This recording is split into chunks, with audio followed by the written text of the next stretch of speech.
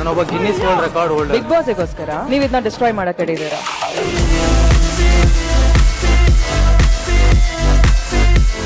Big boss season 13ರಲ್ಲಿ ಸಾಮಾನ್ಯ ಜನರಿಗೂ ಭಾಗವಹಿಸುವ ಅವಕಾಶವಿದ್ದು ಈಗಾಗಲೇ ಸ್ಪರ್ಧಿಗಳ ಆಯ್ಕೆಗೆ ಅಗ್ನಿ ಪರೀಕ್ಷೆಯೇ ನಡೆದಿದೆ.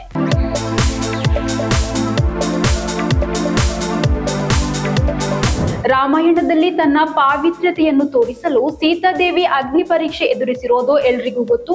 ಇದೀಗ ಬಿಗ್ ಬಾಸ್ ನಲ್ಲಿ ತಮ್ಮ ಸಾಮರ್ಥ್ಯ ತೋರಿಸಿ ಸ್ಪರ್ಧೆಯಲ್ಲಿ ಮುಂದುವರಿಯಲು ಕರ್ನಾಟಕದ ಮೂಲೆ ಮೂಲೆಯಿಂದ ಆಯ್ಕೆಯಾಗಿ ಬಂದ 60 ಜನರು ಅಗ್ನಿ ಪರೀಕ್ಷೆಯನ್ನು ಎದುರಿಸಿದ್ದಾರೆ. ಕಲರ್ಸ್ ಕನ್ನಡ ವಾಹಿನಿ ಪ್ರಸಾರ ಮಾಡಿರುವ ಅಗ್ನಿ ಪರೀಕ್ಷೆ ಟಾಸ್ಕ್ಗಳ 30 ಸೆಕೆಂಡಿನ ಸಣ್ಣ ವಿಡಿಯೋ ತುಣುಕು ಇದೀಗ ಸಾಕಷ್ಟು ಚರ್ಚೆಗೆ ಕಾರಣವಾಗಿದೆ. ಬಿಗ್ ಬಾಸ್ ಸ್ಟೇಜ್ಗೆ ಎಂಟ್ರಿ ಕೊಟ್ಟಿದ್ದ ಗಿನ್ನಿಸ್ ಬುಕ್ ರೆಕಾರ್ಡ್ ಹೋಲ್ಡರ್ ಒಬ್ರು ಅವರಿಗೆ ಸಿಕ್ಕಿದ್ದ ಅವಾರ್ಡ್ ಸರ್ಟಿಫಿಕೇಟ್ ಅನ್ನೇ ಹರಿದು ಹಾಕಿರುವ ವಿಚಾರವಾಗಿ ಇದೀಗ ಜನರಲ್ಲಿ ಪರ ವಿರೋಧ ಚರ್ಚೆ ಆಗ್ತಾ ಇರೋದು. ಆ ವ್ಯಕ್ತಿ ಮಾಡಿದ್ದ ಸಾಧನೆಯನ್ನು ಯಾವ ವಿಚಾರದಲ್ಲಿ ವಿಶ್ವ ದಾಖಲೆ ನಿರ್ಮಿಸಿದ್ರು ಎನ್ನುವ ಬಗ್ಗೆ ನಾವೀಗ ಹೇಳ್ತೀವಿ ಕೇಳಿ.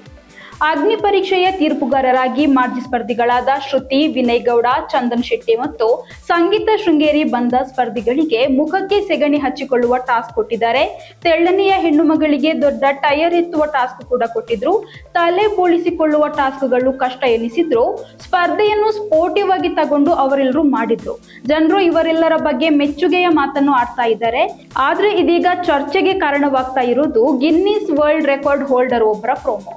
ತಾನು ಮಾಡಿದ್ದ ಸಾಧನೆಯನ್ನು ಗುರುತಿಸಿ ಗೌರವಿಸಿ ಸಿಕ್ಕಿದ್ದಂತಹ ವಿಶ್ವ ದಾಖಲೆ ಸರ್ಟಿಫಿಕೇಟ್ ಹರಿದು ಹಾಕುವಂತೆ ಟಾಸ್ಕ್ ನೀಡಿರುವ ಸಂಗೀತ ಶೃಂಗೇರಿ ಬಗ್ಗೆಯೂ ನೆಗೆಟಿವ್ ಕಮೆಂಟ್ಸ್ ಬರ್ತಾ ಇದೆ. ಜೊತೆಗೆ ವಿಶ್ವ ದಾಖಲೆಗೆ ಗೌರವ ನೀಡಿಲ್ಲ ಎಂಬ ವಿಚಾರವಾಗಿಯೂ ವಿರೋಧ ವ್ಯಕ್ತವಾಗ್ತಾ ಇದೆ. ಇನ್ನು ಈ ವ್ಯಕ್ತಿಯ ಸಾಧನೆ ಬಗ್ಗೆ ನೋಡೋದಾದ್ರೆ 2022ರ ಏಪ್ರಿಲ್ 4ರಂದು ದೊಡ್ಡ ತಂಡವೊಂದರ ಸಾಧನೆಯನ್ನು ಗುರುತಿಸಿ ನೀಡಿರುವ ಅವಾರ್ಡ್ ಇದು. ಮದುರೈ ವೇಲ್ಸ್ ಯೂನಿವರ್ಸಿಟಿಯ ಸ್ಟೇಡಿಯಂನಲ್ಲಿ ವಿಜಯ್ ಅಭಿನಯದ ಬೀಸ್ಟ್ ಸಿನಿಮಾದ ವಾತಿ ಕಮಿಂಗ್ ಎಂಬ ಹಾಡಿಗೆ ಬರೋಬ್ಬರಿ 3169 ಜನ ಒಂದೇ ವೇದಿಕೆಯಲ್ಲಿ ಒಟ್ಟಾಗಿ ನೃತ್ಯ ಮಾಡಿ ಪಡೆದಿರುವ ಸಾಧನೆಯ ಅವಾರ್ಡ್ ಇದು.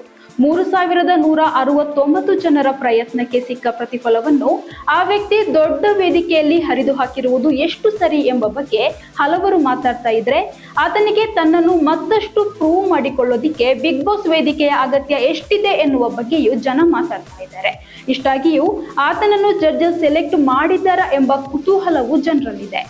ಆ ವ್ಯಕ್ತಿ ಯಾರು, ಆತನ ಕಷ್ಟ ಏನು, ತನ್ನ ಸಾಧನೆಯನ್ನು ದೊಡ್ಡ ವೇದಿಕೆಯಲ್ಲಿ ಹರಿದು ಹಾಕುವ ಸಂದರ್ಭ ಆತ ಪಟ್ಟ ನೋವೇನು ಎಲ್ಲದಕ್ಕೂ ಉತ್ತರ ಸಿಗಲು ಆಗಸ್ಟ್ 16ರಂದು ಟೆಲಿಕಾಸ್ಟ್ ಆಗಲಿರುವ ಸಂಪೂರ್ಣ ಸಂಚಿಕೆವರೆಗೆ ಕಾಯಬೇಕಾಗಿದೆ.